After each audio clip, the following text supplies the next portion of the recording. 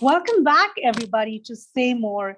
Today, once again, I've got you one of the most amazing souls embodied, body living. Oh my God, I can't even begin to explain to you who are you going to be listening to today. Let me welcome Christelle, aka Dr. Claudia, and I'm going to just let Christelle introduce everything she does. But before that, let me tell you how I met Christelle. I've been listening to Christelle's mediumship, her psychic connection with the afterlife, with the amazing ascended masters, with people we want to hear for over a year and a half. And oh my God, it's been everything so refreshing, so eye-opening, heart-opening, energy-opening that I had to have her right here for you. Christelle, welcome to Saymore. Kim, thank you so much for inviting me. And let me ask you a question. The name of your podcast is Say More. And I love that idea, saying more. So that means your questions are going to be very important for us to say more, right? Well, I hope so. That's the intention. Thank you so much for inviting me here. I appreciate it. Well, it is more than a pleasure. So let's start in understanding Dr. Claudia and Christelle. Where's the difference in, what's the story behind the name? Okay, well, I'm a university professor, and at some point in time, it was about 2010, even before that, I was getting fed up. I was getting fed up with the problem that happens in a system that awards or rewards males instead of females. And I found in my university males being promoted, even that didn't have any letters after their name, PhD, or letters before DR, And so I thought, well, and I started arguing with everybody. Can you imagine me yelling and screaming at everybody? And I thought, I would never believe that. Right. Well, I thought to myself, okay, what they're doing is telling me, we don't want to give you any power. We just want you to sit back. And I was bringing all of the students because of the topic that I taught. I'm a conference interpreter, simultaneous interpreting with the earphones in booths. And everyone, the students came and signed up because people always thought, oh, let me become an interpreter, we'll travel the world, with that image. And of course, today, people are traveling less. So we are behind computers. So that was the birth of an online persona called Christelle Martinet. Now, I didn't birth her. I was already her, but I created the persona because I didn't want my students to find me. And so I only showed my hands. Both of my parents were psychic and doing different things. And their parents, both of their parents were. So I'm the third generation of a practitioner of the occult. And I just knew that. I found out all about that after both of my parents passed away. And you know what happens when your parents pass away and you have that horrible job of you and your siblings to clear out the house and going in the attic, in the basement, and finding all these things and the pictures. And it was there that we found such odd things. And we started saying, oh, that's right. She was always had these cards in her hand. She always had these cards in her hand, Wow. And on the other hand, my dad had been a prisoner of war in India for over 8 years. And while he was there, he became part of a group that practiced seances. And he always, as a child, he would tell me, he said, Claudia, he said, I swear to you, the table, the three-legged tables, there were 3 of us. We had our hands joined. It was rising above the floor. Ooh. And you know how the war stories are. And you think, okay, Dad, the 10th time he said it to me, if I have to hear it one more time. So after he passed as well, my 2 sisters and I pieced this different stories. He was in Lucknow. He was a prisoner in Lucknow in India. And so in my mind, I thought, oh God, I will never go to India. I grew up with this story. Instead, then I finally did go to a wedding that a friend of mine had. And so that is the story of the birth of the 2 people. And it seems like a contradiction, you know, a university professor dabbled in science, academic career, Mm. and then does this. But it should tell the world of the unknown, that no matter how hard scientists you are, like a mathematician, a physicist, there is always the unknown. We cannot pinpoint when time began, physicists tell me, for example. So Mm. let's go into the unknown. And there I Yeah. am in YouTube. I think it was 2014 when I decided to open the channel. And Kim, I swear to you, on the head of my two children, I had never watched YouTube videos, astrology, card reading, never, ever. But I came across in my feed, I think it was in Flipboard or somewhat one of these programs on your phones. And one of the stories had it labeled YouTube. And I thought, YouTube. So let me go see what this person is doing. It was a reader who I still, follow, because I find that she is the most on point. She's a psychic medium. She reads cards. She doesn't read tarot really. She uses tarot as a on and off. She doesn't really, her ability is psychic. So that got me thinking, and I thought, okay, I could be a whiz with cards. I use all, I'm a specialist in one type of oracle. So that's the way it started. And as time went by, I started using my other skills. I'm a clinical hypnotherapist, and I do not like to work with people to stop smoking, for example, or drinking. But I was interested in past life regression.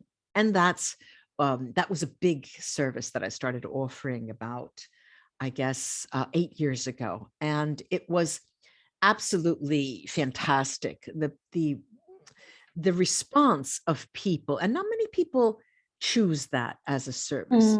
Usually people come to me because they broke their leg, they were in a car accident, their husband divorced them, and then they thought, okay, something's wrong, and they think that they've been cursed, and they want to get rid of all of this negative energy. They want to see where it came from. And so that is what they come for, but they don't think of going back in time and finding, for example, I have a client who I still have to see.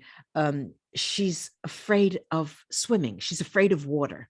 And all of her friends, she lives in California. She lives on the beach, and all of her friends go scuba diving and all of that. And she wants to get rid of that. And the idea here, and I've seen it with all of my clients, is you really just need maximum 3 sessions, but 2 really does the trick, where you understand perfectly why that fear has beset you, all of these years.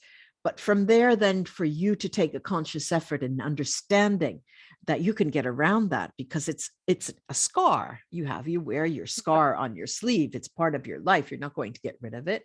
So you have to face that scar and know that today is 2022. It's different today, So I do a lot of different things. As you know, you watch my channel, but I'm open as a book. So you can, you can ask me whatever you want. Well, thank you so much for the entire, condensed history of how we started to see you. Christelle, and like most of my listeners, I'm sure everyone has this inclination, this desire to know what happens when, the body stops functioning. From that yes, let me ask you why, because a lot of people have told me, what is that? Not obsession, but what is the interest in that? Where does that come from? Does it come from the idea that maybe if I know, I will be less fearful? Yes. Is that the reason? Security, right? I think some kind of security in just knowing what happens next. Yeah. Well, let's say that today it's we can speculate. I'll use that word, even though according to my experience, and of course what we see in science and people's, again, there are 2 different types of research, as you know. One is quantitative analysis and one is qualitative analysis. Quantity analysis has to deal with measuring cases, the number of times that things occur and things like that. Qualitative analysis is more, and I'm here just summarizing. Qualitative analysis has to do with surveys, interview. I go and ask people who had a near-death experience. I had, this kind of, and Right. all of that put together, because then research uses both methods, because the quality are the questions and the way, the modality that the questions are carried out, interviews, phone, in person, whatever. And I get 100. So that's the quantity aspect that gives it more credence on the basis of what we know, which is by no means set in stone, because every day we learn more. And I'm sure you've heard of this as well.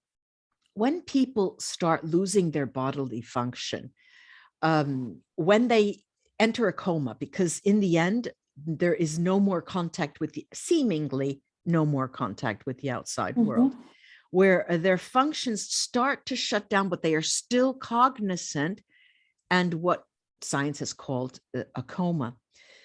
That's when the soul begins or attempts to leave the body. Now, right before that, and the timing here is clearly speculative.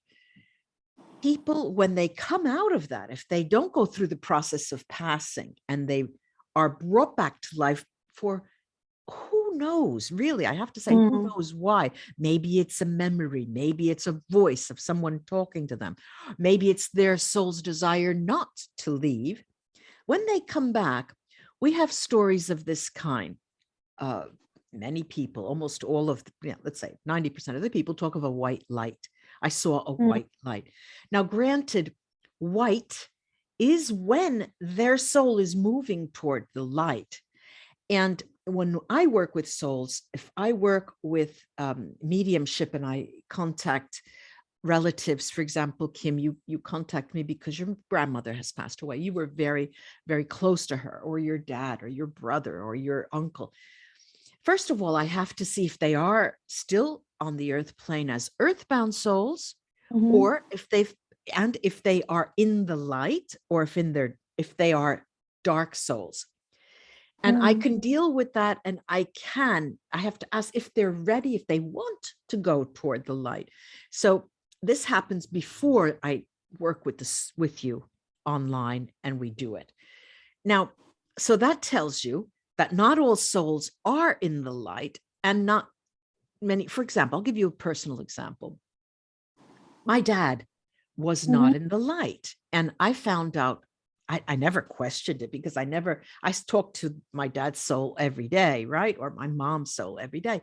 Well, my mom, yes, my dad, no. Up until a time when I was working with a woman who, let's say, you come to me, I go to her, because when I can't see it, we're always so blinded to our own difficulties. And I was dreaming about my father, who had passed in, I believe it was maybe 2011 or maybe 14. I don't remember exactly now. I said, I've been dreaming about my father, and I recalled the dream, and she said, he's not in the light. We've got to work with him. So it was because he was asking for help. He was not earthbound. He was not earthbound, but he was stuck in a dark place. And then we ritualized his passing to the light. And before I am able to communicate with loved ones, I have to go through all of that process with that person that you're interested in. And of course, people come back to me. So I already know, I have recurring clients, and it is the first time that we work with that I spend more time on researching who they want to contact. So going back to what happens. So there's this idea of light. Many people say, I saw a light, and it was like I was walking toward a light, almost looked like a tunnel, because the light glowed it as a circle. And then I woke up. All right. So that is what is being recounted. What happens exactly after death is again speculative, because it's an abstract concept. We speak about this like I am speaking to you, based on what I found out through my mediumship. Okay. Right. Almost invariably, souls talk, and I'm sure you have heard some of the online sessions I do. Souls talk about meeting meeting up with ancestors. And it's as if a family gathering were there to welcome them, except the timing is not very clear. It could be instantly because the astral plane has a different timing system. We are faced with this heavy notion of time. It's time to pay the rent. I have an alarm. I've got to wake up, you know. And so time it flows in a certain direction for us. But in an astral plane, it doesn't. So there is this gathering, and it could be instantaneous, you know, it could be immediately, or it could be festive, like a party in the sky. We don't know much about that. And many people online, when I'm doing my live sessions, ask me, well, did this actor meet that other actor who had died a year before him? And yeah, I've heard I that. said, well, there's no internet cafe, and not internet. Yeah. There's no No astral coffee cafe. day. Yeah. And no coffee day. So we don't sit around. We, of course, know that each other exists. And of course, we gravitate towards like-minded souls. That's another thing that I've been told. They gravitate towards like-minded souls, but having no ego, I don't have to, how can I put it without offending anyone here? Let's say I'm writing a book. As I'm writing a book, you know, the book is entitled The Magic of Pleasure Seeking. And so I have an outreach. Typically, we want to market our book before it comes out. And so I, even on my Multiple Voices podcast, many times I interview authors who self-publish, authors who publish traditionally, authors who work with the genre that I'm publishing, a nonfiction, narrative nonfiction. And this is done for me to learn, for me to get the information, for me to give the information as well. When I die, I'm not going to have those types of interests because I don't have any kind of expectations. I don't have deadlines. I don't have an ego that moves me to do anything. The idea is unconditional love and the notion of service. So another question that comes up often is, have you reincarnated the soul? Are you a master? Are you a spirit guide? Okay. Now there too, what has come up in my readings, in my sessions, is that there's a sort of negotiative process between the soul and higher levels, higher council of masters, things like that. There's so many different names that they may need your expertise, your experience to be able to guide. And when I say your experience, not whether they were an actor or not, but their soul group of origin. Our souls have originated from, as if, you know, I could liken it to you being a Cancer or Scorpio or Pisces. You come from a, you know, astrological group. By the way, I'm not an astrologer. Astrology gives me a headache, so I don't like talking about it, but this is just for you to get an idea. Souls have a group of origin, and there could be several, and they gravitate towards like souls. For example, my two children are from the same group of origin than I am, and my husband is not. And so there is a difficulty there, you know, but so what happens is that they are, let's say, hired, I'll use that word. They are taken to be act as spirit guides because the newborn soul, the newly embodied soul, has an origin with certain specializations. This, what I'm talking to you about now, has to do with soul therapy because I'm a soul therapist, and the service that I offer, soul therapy, is very, very in-depth concerning all of this, plus cleansing past life blocks and restrictions. Now, the therapy deals with understanding also your specializations, your divine gifts, your life lessons that your soul has chosen to for Mhm. these experiences. They're really not lessons to have in this lifetime.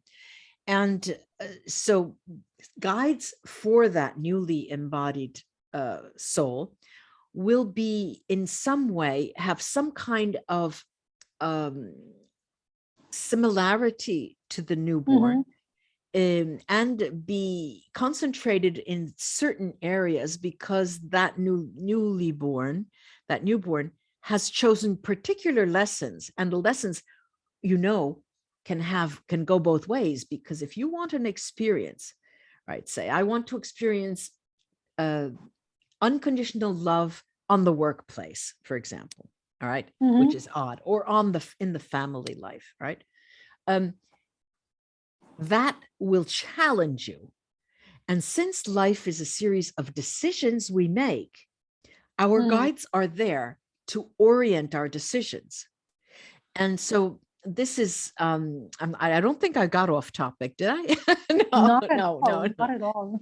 So this is what happens. And so there's a regenerative process of going back to earth, reincarnating, wanting to experience new things like that. And for example, I can vaguely remember I did a session with Marilyn Monroe, and people were asking me something to the effect of, "Are you an actress now?" Mm. And she was laughing and laughing. And she was saying, "Oh, honey, no, not an actress. I work in a bank, on Long Island somewhere." And it was humorous, but it's interesting. It's interesting. She wanted to be near the money in some way. Well, that's you were, but it doesn't necessarily mean it goes into your In pocket. her. Right. Right. Wow. I Yeah. have so many questions, but let me organize them. Um, Amazing explanation, Christelle. I really, really appreciate that. It's given such an overview and yet touched on deep segments here and there.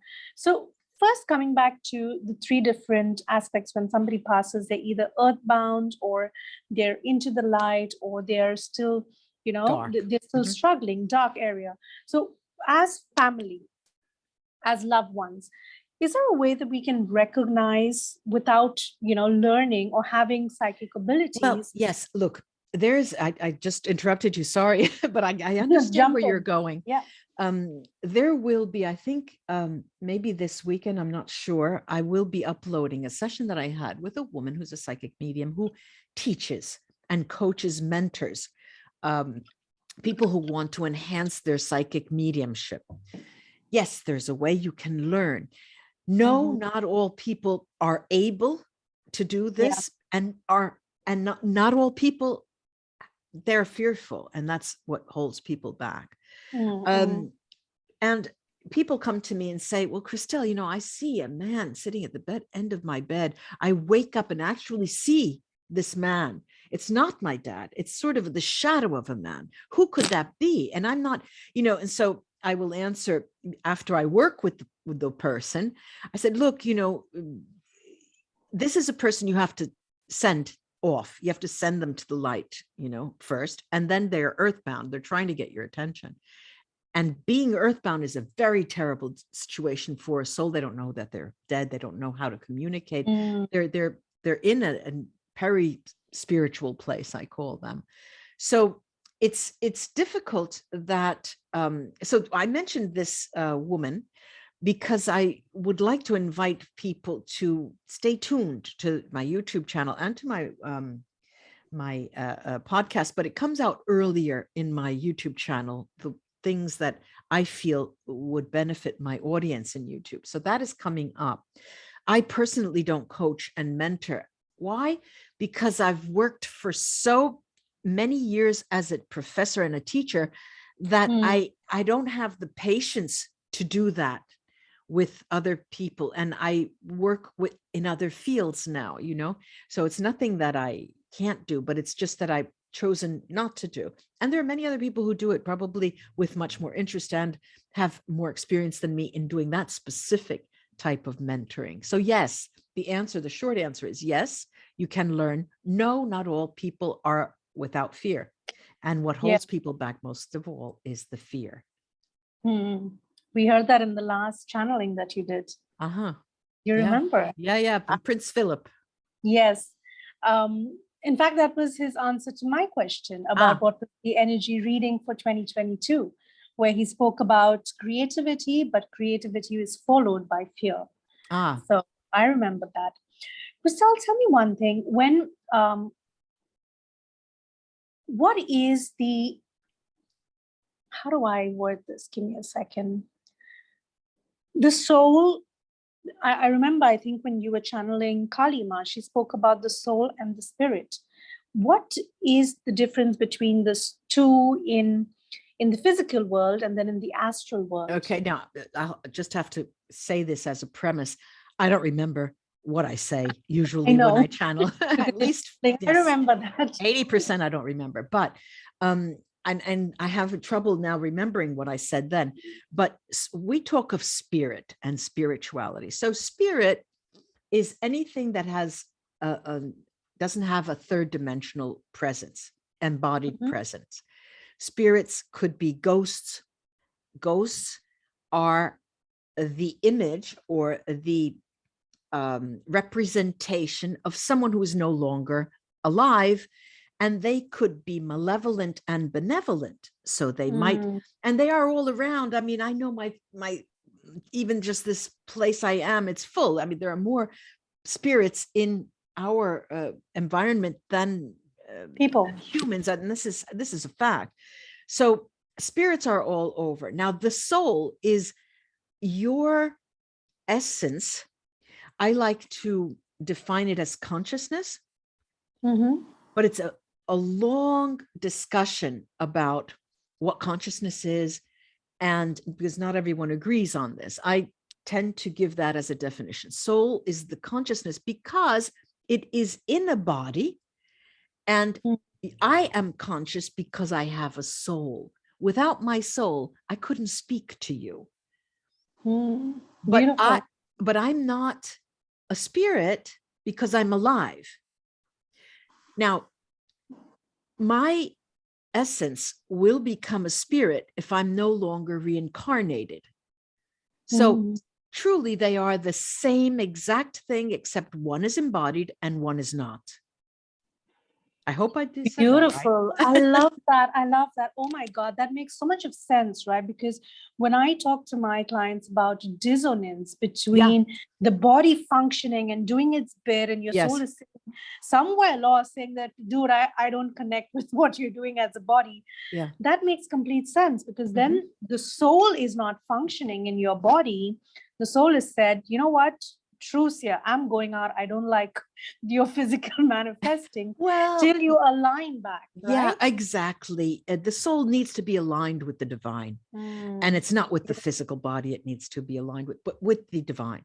Now, if there is an out-of-body experience where your soul comes up and looks at you sitting in your chair or lying in your bed, that is something that you can actually control and practice as a form of, I don't know why people would want to do that. I'm not interested personally in something like that. I mean, I know who I am. I'm fine with the soul inside. I look in the mirror. I can see what I look like. I don't want to do that, you know. But what the idea of dissonance is real, and it can be, say, substituted by the word as a synonym, misalignment. Not being aligned. Yeah. And you know that the soul has always been mentioned and still mentioned as in the metaphor of a journey, your soul's journey. And so it's so common. It's so common. If you put journey and soul together on internet, you'll find soul's journey, you know. But the idea is it is your life. And this series of decisions that you make, that's what the soul's journey is. Yeah. And of course, this brings us to free will, and we don't have to go there. Yes, I know that's another topic in itself, right? Yeah. Christelle, thank you so much for giving us that entire view, that entire, opening of the heart and mind and understanding all of this. We spoke before we actually started recording on there's the soul life, and then how do we make what is life in the physical? And you were talking about this beautiful training, this beautiful teaching that you had. And, tell me a little bit more about that. You're talking about soul therapy? No, the movement of life. Movement is life. Okay. Yes. I went through training with using the method called Feldenkrais, and I will explain that in a little bit. But let me tell you how I got there. I dance Argentine tango, and I had a series of broken toes.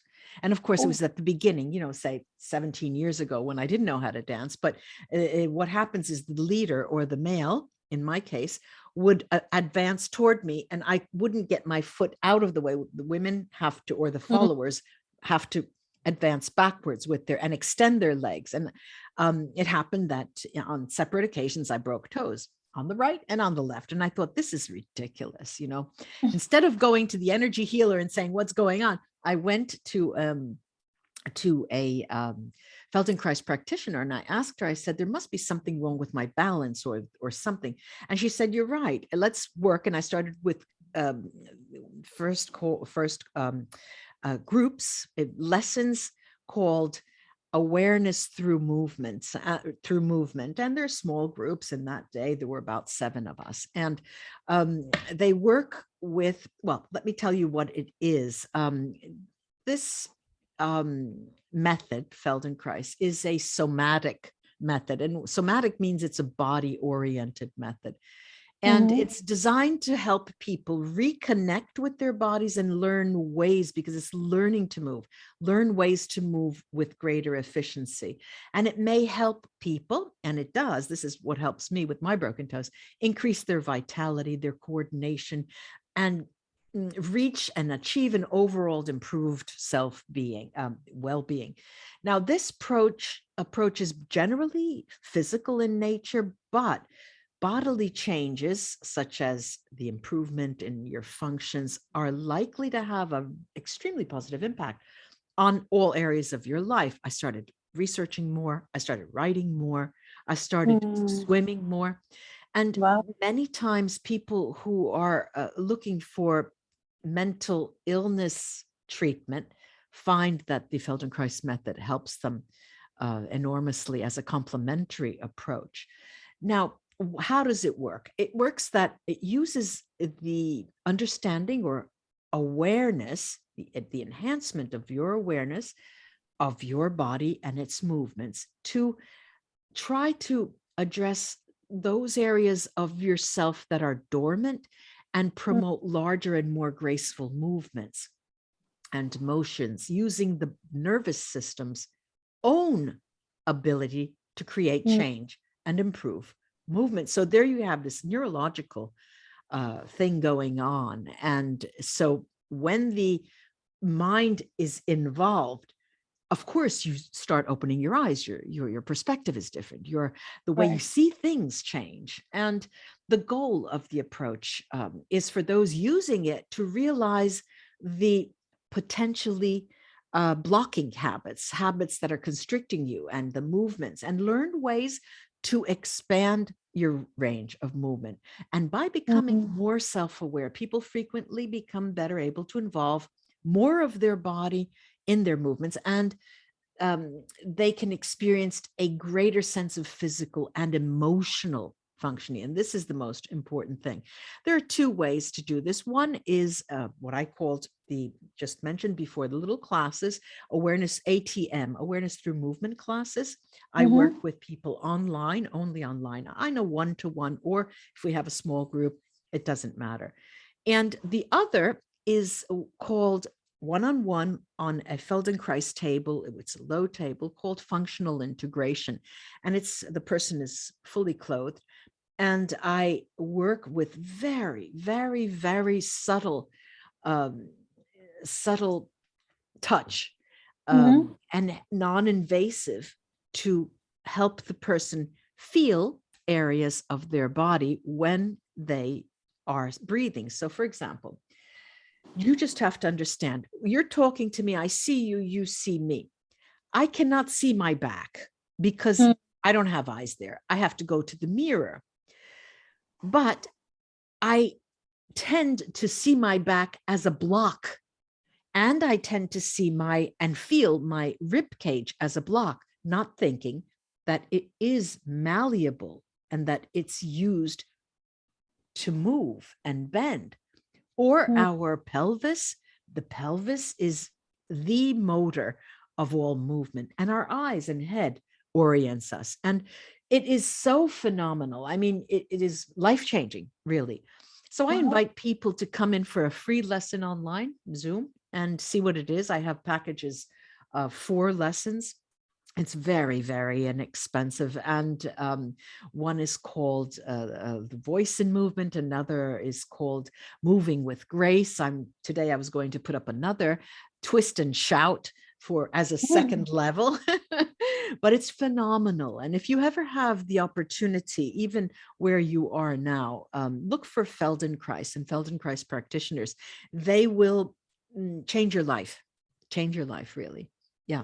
Or Wow. come in to me. Definitely booking your Yeah. session. Yeah. Come free and I'll work with you. It's phenomenal. All you have to do is have comfortable clothing, a mat, a Mhm. chair, maybe a small something you could use as a pillow for under your head for certain movements. And they're subtle, never pain. We don't work with pain. We don't work with repetitions, and it's completely different.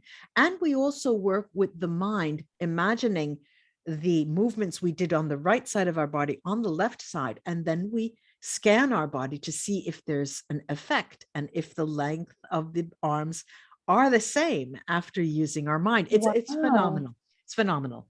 And I'm the definitely sessions that in. usually last 45 to 50 minutes. But when you start, you never want to stop. Yeah, I it's am phenomenal, Kim. It's really phenomenal. And really, really, I invite you to come. You let me know and we'll do it. We'll work on yes, Christelle, most definitely. it. I wish and I wish and I wish we could keep saying more and I more. know. I love listening to you, that you'll see me on all your channelings, but I have had so much fun chatting with you, Oh, thank Christelle. you so much. Me too, Kim. It was just amazing. There's so much more to ask, to say, to hear, but I'll book you in once again, and then we go through all of that. Sure. Before I let you go, Christelle, I have one question, and then you Yes. can give us all your links, and I will put it Mhm. in the show notes because Sure. I have your details. What do you suggest people should be saying more about? People should be saying more about, talking to each other about, yes, their feelings. They should be, they should use language that doesn't say, Kim, you should do this. How would you feel if you blah, blah, blah? Centered language. And this is something you should do with children. If you have small children, start talking about, well, I think because I had this experience and I believe that it would be better if you tried this, you'll feel better. This notion about emotions through feelings. Yeah. Beautiful. The openness in language, change Openness that. in language and emotional openness. Yeah. Beautiful, beautiful. Well, thank you so much, Christelle. You are absolutely welcome. It has been a thorough pleasure, honor, and I've loved, your channel. I love you. Thank you so much. We're gonna have you back, but before you Thank go, you. what is it that you'd love people to connect with you? Where all can they find you? Sure. There are 3 places, 2 websites and my Instagram channel. I'll start with the Instagram channel. The Instagram channel, a lot of followers. It is The Magic of Pleasure Seeking, The Magic of Pleasure Seeking. And that's one. And then the other 2 websites that I have, one is with one name, www.claudiamonicelli.com. And the other is the other name, www.Christelle with 2 L's and an E, Martinette with 2 T's and an E.com. That's it. And you can find me. You'll see my email. You can write to me directly on the website, your services page, anything. Perfect. All of that, listeners, is going to be in the show notes. I invite all of you to reach out to Christelle, learn from her, connect with your family, check out the therapy movement is live, and Yes. follow her. She is wonderful. So much to learn, so much of wisdom, so much of channeling that just opens up your awareness. But until the next time, live happy, live a big life. This is Kim signing off for now. Have a good one. Bye-bye.